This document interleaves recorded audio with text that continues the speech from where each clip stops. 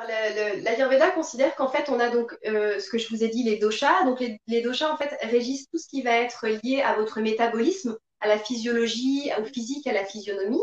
Et ensuite, on a les gunas, hein, ce qu'on appelle les qualités de l'esprit. Les gunas qui sont sattviques, rajasiques et tamasiques. D'accord? Là, ce sont les trois qualités de l'esprit qu'on retrouve en fait dans tous les aliments, pareil, hein, dans des pratiques extérieures, dans des thérapies manuelles. On a ces qualités-là, en fait, on les retrouve dans l'alimentation, on les retrouve vraiment dans tout. Et ces qualités, elles régissent cette fois-ci non plus votre physique, votre, votre, votre physionomie, mais votre psyché et votre état émotionnel.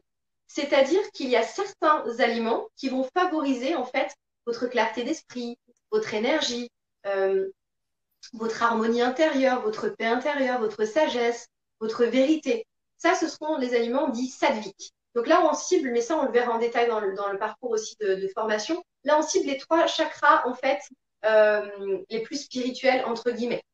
Donc, chakra de la gorge, chakra du troisième œil et chakra coronal. Donc, ça, c'est vraiment, en fait, ce qui va vous permettre d'avoir un mental clair, donc de prendre les bonnes décisions, d'avoir du discernement. Donc, dans ces aliments-là, on retrouve, par exemple, euh, le miel, typiquement, le ghee, qui est du beurre clarifié. Donc, c'est du beurre dans lequel, en fait, on a retiré, du coup, la protéine de lait, la caséine.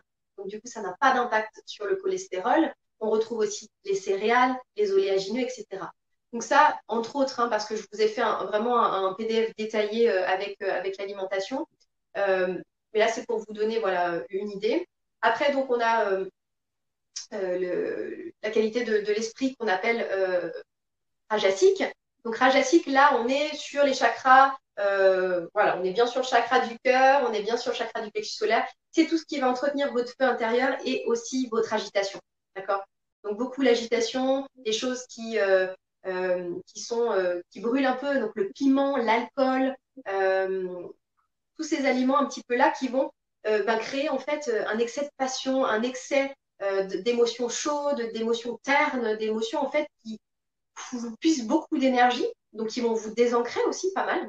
Et puis après, bon, je ne vais pas développer, mais après on a du coup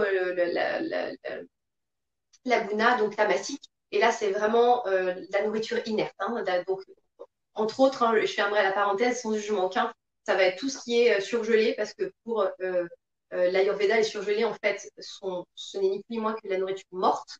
C'est-à-dire que ça n'existe pas, en fait, puisque les aliments sont vivants, je vous l'ai dit au début. Il y a 5 éléments normalement dans les aliments. À partir du moment où je congèle, voilà, il n'y a plus de vie. Les aliments industriels, etc.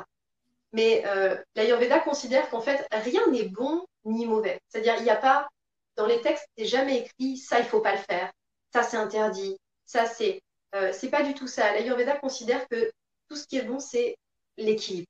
C'est cultiver l'équilibre, en fait, en permanence dans votre vie et dans tous les domaines.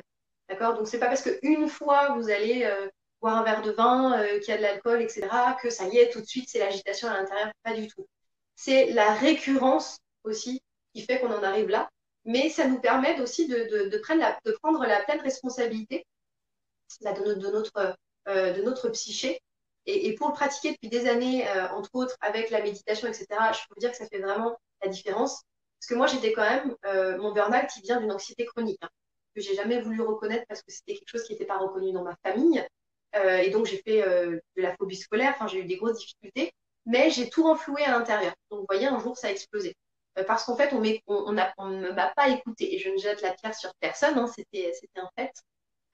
Et l'Ayurveda m'a vraiment permis de me sécuriser, justement, de comprendre ce qui était bon pour moi dans l'alimentation et de revenir à une fluidité dans le mental, un calme intérieur. Et ça n'a vraiment pas de prix. Je vous assure, ça n'a pas de prix.